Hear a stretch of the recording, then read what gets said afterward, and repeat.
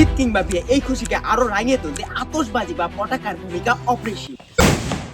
কিন্তু এই পটাকা পরিবেশের জন্য অনেক ক্ষতিকর। আমি আজকে এই পটাকা বিভিন্ন ভাবে ফুটাবো, দেখবো কিভাবে ফুটালে বেশি ধামাকা হয়। ভুলেও এটা বাড়িতে কেউ ট্রাই করবে না, কারণ আসলেই এটা বিপজ্জনক। এই পটাকা থেকে নির্গত ধোঁয়া পরিবেশের অনেক ক্ষতি করে। চলুন আর কথা না বাড়িয়ে ভিডিওটি শুরু করা যাক। এখানে আমি অনেক রকমের জিনিস নিয়েছি, এর ভিতরে এক এক করে বাজি ফুটাবো, দেখবো কোনটার ভিতরে কি রকম রিয়াকশন হয়। আমি যেন এটা দূর থেকেই কন্ট্রোল করতে পারি, সেজন্য আমি এইরকম একটা ডিভাইস নিয়েছি। এটার সাহায্যে আমি দূর থেকেই সুইচের মাধ্যমে বাজি ফুটাবো। পটাকা আমি এইখানে লাগাবো আর ওইখান থেকে প্রথমে এই কাঁচের গ্লাস দিয়ে শুরু করা যাক, দেখি কিরকম ধামাকা ঘটে। সেজন্য আমি এই তারের মাথায় এই পটাকা আর ম্যাচের বারুদ লাগিয়ে ফেলবো। পটাকা রেডি করা শেষ, এখন ওইখান থেকে দিতেই ঘটবে ধামাকা।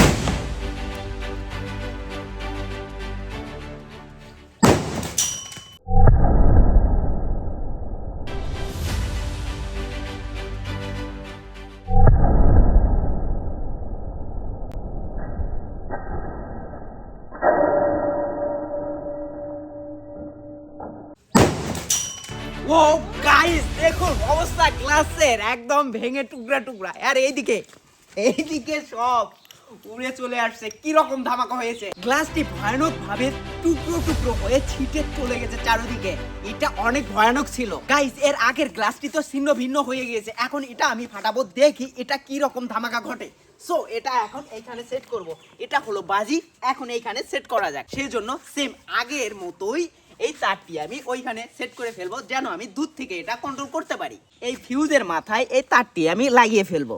যখন এখানে স্পার্ক হবে তখন বাজিটি জ্বলে উঠবে, দেন এই মাটির জিনিসটি ফেটে পড়বে। দেখি এটাতে কি রকম ধামাকা ঘটে।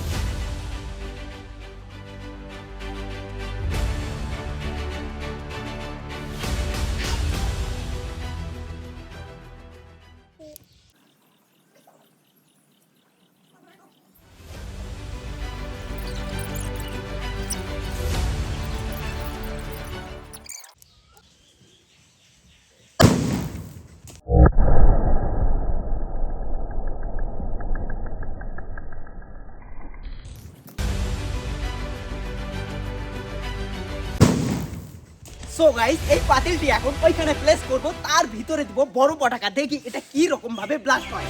সো এইখানে রেডি করে ফেলবো সেম আগের মতোই।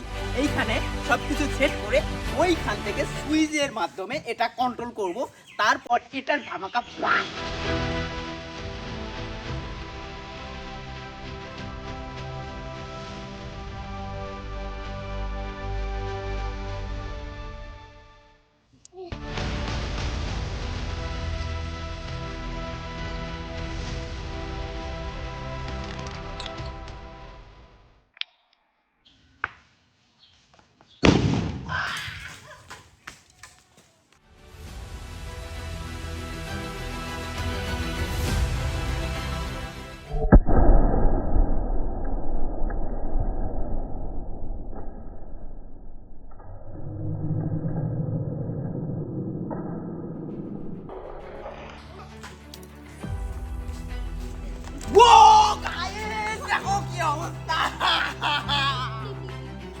দেখুন পাতিলের অবস্থা, আর এইদিকে দেখুন পাতিল সব জোরে ছিটে একদম সেই অবস্থা। দেখা হবে অন্য কোনো ভিডিওতে অন্য কোনো টপিকে। ততদিন ভালো থাকবেন, সুস্থ থাকবেন। আল্লাহ হাফেজ।